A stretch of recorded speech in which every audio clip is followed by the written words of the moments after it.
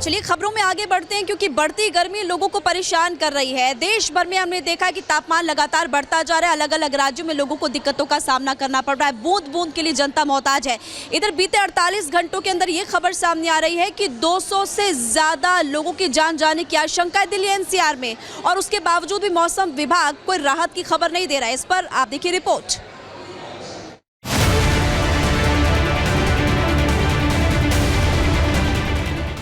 पूरी दुनिया इस वक्त भीषण गर्मी की चपेट में है। खासकर मिडिल ईस्ट, अफ्रीका और दक्षिण एशिया के देशों में गर्मी सारे रिकॉर्ड धराशायी कर रही है। इधर भारत में ये गर्मी जानलेवा आफत साबित हो रही है। देश के ज्यादातर इलाके लू की चपेट में हैं। खास तौर पर उत्तर भारत में गर्मी ने कोहराम मचा रखा है। लू के थपेड़ों ने सड़कों पर कर्फ्यू लगा दिया है। जो लोग मजबूरी में घर से बाहर निकल रहे हैं वो हीट स्ट्रोक का शिकार हो रहे हैं। उत्तर भारत को लेकर एक बार फिर मौसम विभाग ने लू का अलर्ट जारी किया है। इस गर्मी इतनी ज़्यादा है, इस गर्मी से हम लोग इतने परेशान हैं। एक तो पानी नहीं है, ऊपर से लाइट भी नहीं रहती है गर्मियों में। कुछ लोग हैं सक्षम में 100 रुपए का 50 रुपए का पानी खरीद के पी सकते हैं, लेकिन कुछ लोग हैं जो नहीं इतना अफोर्ड कर सकते। उसके लिए गवर्नमेंट को, दिल्ली सरकार को कुछ व्यवस्था भी करनी चाहिए। शाम तक 45-40 डिग्री तापमान रहता है। इतनी समस्या, ऊपर से पानी नहीं है। बहुत कंडीशन खराब है, मजबूरी है, जाना पड़ेगा। अगर रोजी रोटी चलाने कमानी है तो जाना ही पड़ेगा। गर्मी में अगर हम बाहर निकल रहे हैं, किसी काम के लिए निकल रहे हैं, तो पानी की बोतल साथ रखनी पड़ रही है।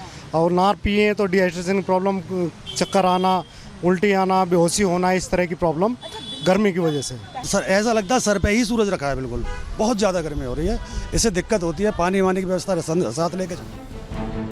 जानलेवा गर्मी की वजह से दिल्ली एनसीआर में बीते 48 घंटों में 200 से ज्यादा मौतें हुई हैं। गौतम बुद्ध नगर, गाजियाबाद और हापुड़ में 40 लोगों की मौत हुई तो हरियाणा में 48 लोगों की जान चली गई। हालांकि स्वास्थ्य विभाग लू लगने से अस्पताल में भर्ती 22 लोगों की ही मौत की पुष्टि कर रहा है। इस दौरान अलग अलग अस्पतालों में 116 लोगों के मृत अवस्था में लाए जाने के मामले में कारण स्पष्ट नहीं है। इस बीच दिल्ली के निगम बोध घाट पर पिछले 24 घंटों में 142 शवों का अंतिम संस्कार किया गया है। अमूमन 60 से 70 शवों का अंतिम संस्कार यहाँ होता है। मरने वालों में ज्यादातर लोग बेघर थे, जिनके शव फुटपाथ पर मिले।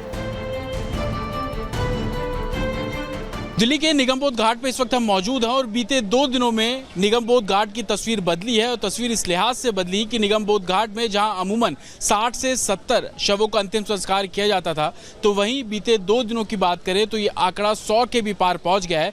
यानी कि 19 जून की जब हम बात करते हैं तो निगमबोध घाट के अंदर 142 शवों का अंतिम संस्कार किया गया और 18 जून को ये संख्या तकरीबन 97 थी। तस्वीरें मैं आपको निगमबोध घाट की दिखा दूं तो अमूमन भीड़ यहाँ पर जब शव आते हैं तभी देखने को मिलती है, लेकिन बीते 2 दिनों से निगमबोध घाट पे पैर रखने की जगह नहीं है। भीड़ बहुत ज़्यादा है। कारण ये कि बड़ी संख्या में जो अंतिम संस्कार है वो निगमबोध घाट के अंदर किए जा रहे हैं। इधर मौसम विभाग अभी भी कोई अच्छी खबर नहीं दे रहा।